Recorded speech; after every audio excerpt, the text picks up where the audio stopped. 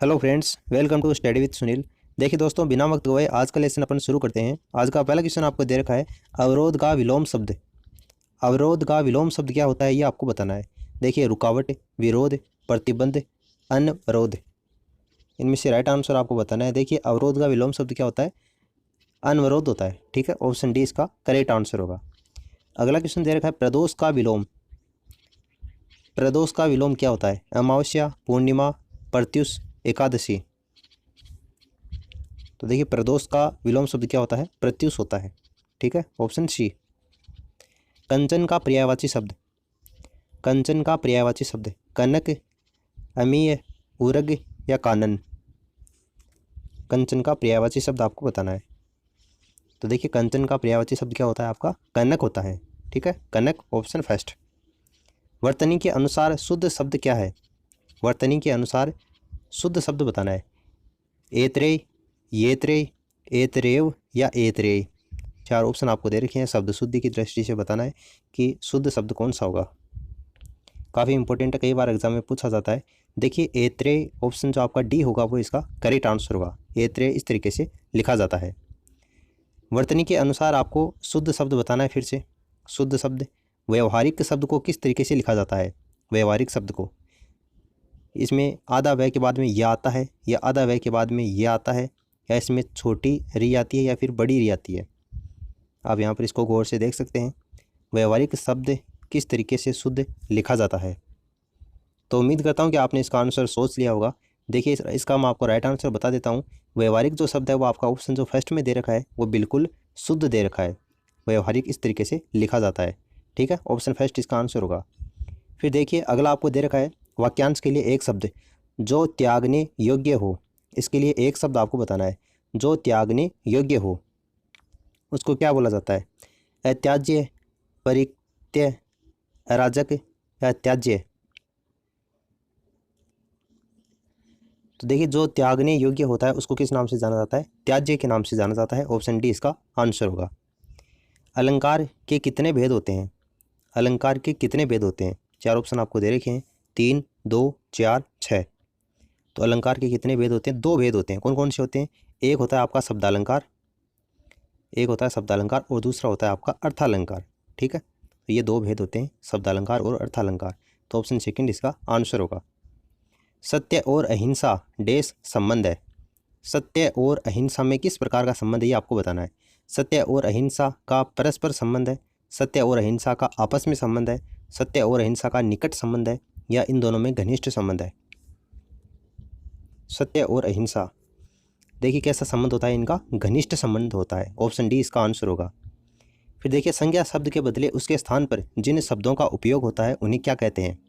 संज्ञा के स्थान पर कौन से शब्दों का अपन प्रयोग करते हैं? विशेषण का, सर्वनाम का, कारक का, या फिर क्रिया का? तो ये तो आई थिंक आप सभी को पता होगा। संज्ञा के स्थान पर काम आने वाले शब्दों को क्या कहते हैं? अपन सर्वनाम कहते हैं। Option second. बहादुर किस भाषा का शब्द है? बहादुर कौन सी भाषा का शब्द है? हिंदी, उर्दू, तुर्की या अरबी? तो देखिए, बहादुर जो शब्द है वो आपका तुर्की भाषा का शब्द है। ऑप्शन सी इसका आंसर होगा। फिर देखिए, अगला आपको देखा है, ज्ञ वर्ण किन वर्णों के संयोग से बना है? जो संयुक्त आपका वर्ण होता है ज्ञ, ये कौन से दो वर्णों के योग से बना है? तो देखिए, इसका राइट आंसर आपका हो जाएगा जय, धन, ये। यानी कि जय जो होता है वो इसमें आधा आता है, और ये इस तरीके से लिखा जाता है, चव्र का पंचम अक्षर। तो ऑप्शन सी क्या हो जाएगा? इसका आंसर होगा। फिर देखिए, अगला क्वेश्चन दे रखा है, संयुक्त को छोड़कर हिंदी में मूल वर्णों की संख्या कितनी है? यानी जो संयुक्ताक्षर हैं उनको तो छोड़ देना है, और उसके बाद में बताना है कि हिंदी में मूल वर्णों की संख्या कितनी होती है। 27, 39, 44 या फिर 54? तो अक्षय, त्रय और ज्ञ इनको छोड़ने के बाद में जो मूल वर्ण होते हैं हिंदी में उनकी संख्या आपकी 44 यानी कि 44 होती है। ऑप्शन सी इसका आंसर होगा। हिंदी भाषा में वे कौन सी ध्वनियाँ हैं जो कि स्वतंत्र रूप से बोली या लिखी जाती हैं? हिंदी भाषा में वो कौन सी ध्वनियाँ हैं जिनको स्वतंत्र रूप से बोला जाता है या फिर लिखा जाता है? व्यंजन, वर्ण, अक्षर और स्वर। तो देखिए, इसका राइट आंसर हो जाएगा स्वर। Option D. हिंदी में स्वरों के कितने प्रकार हैं? हिंदी में स्वरों के कितने प्रकार हैं? तो हिंदी में स्वर कितने प्रकार के होते हैं? 3 प्रकार के होते हैं। एक होता है आपका लघु, दूसरा होता है दीर्घ, तीसरा होता है प्लुत। तो लघु, दीर्घ और प्लुत 3 प्रकार के स्वर होते हैं। ऑप्शन सेकंड इसका आंसर होगा। हिंदी वर्णमाला में अंग और अ है, यानी ये जो 2 वर्ण आपको दे रखे हैं, आपको बताना है इनको हिंदी वर्णमाला में क्या बोला जाता है। इनको अयोगवाह वर्ण बोलते हैं, व्यंजन वर्ण बोलते हैं, संयुक्ताक्षर बोलते हैं या फिर स्वर बोलते हैं।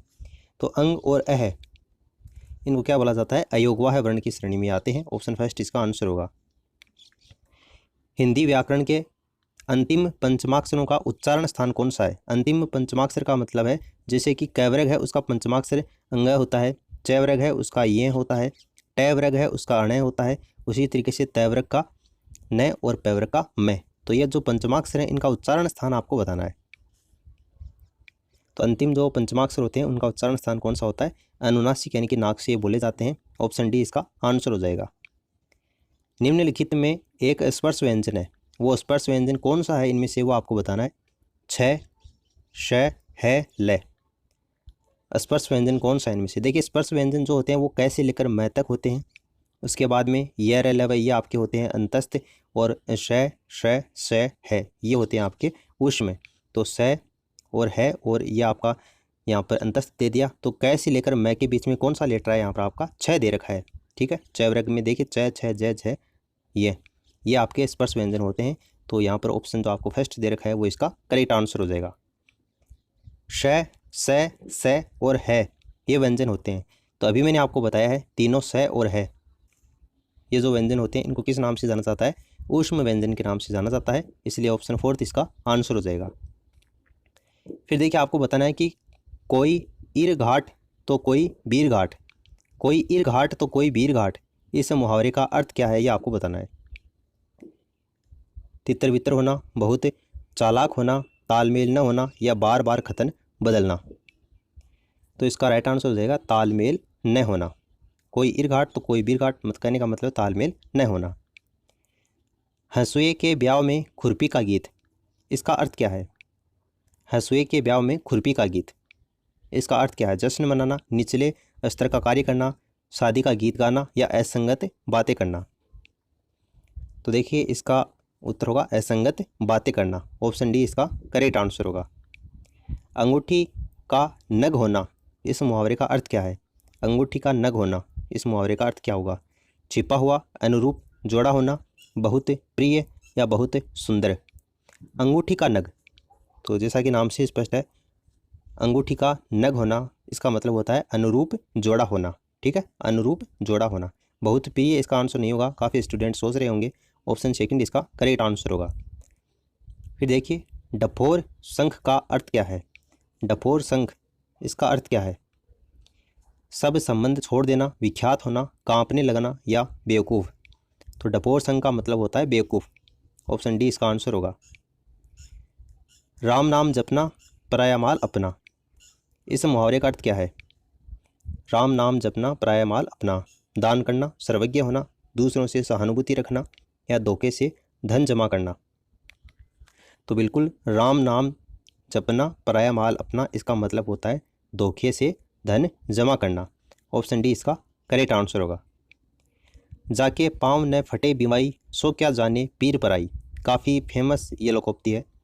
आपको बताना है इसका अर्थ क्या होता है। दूसरों के कष्ट को अनुभव करना, जिसके ऊपर बीतती है वही जानता है, दयालु होना, कठोर होना। तो ये तो राजस्थान के अंतर्गत काफ़ी फेमस लोकोक्ति आप सभी को पता होगा।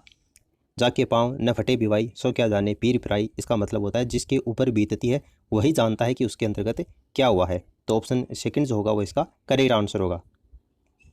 समुद्र मंथन करना, इसका अर्थ क्या है। समुद्र मंथन करना, इस मुहावरे का अर्थ क्या होगा। घोर तप करना, कठोर परिश्रम करना, उद्देश्य को प्राप्त करना या दृढ़ प्रतिज्ञा करना। समुद्र मंथन करना इसका मतलब होता है कठोर परिश्रम करना। ऑप्शन सेकंड इसका आंसर होगा। तो उम्मीद करता हूँ कि इस वीडियो में आपको काफ़ी कुछ जानने को मिला होगा। इस वीडियो के बारे में अपनी राय नीचे कमेंट सेक्शन में ज़रूर लिखना। फिलहाल इस वीडियो में इतना ही। Thanks for listening. God bless you all.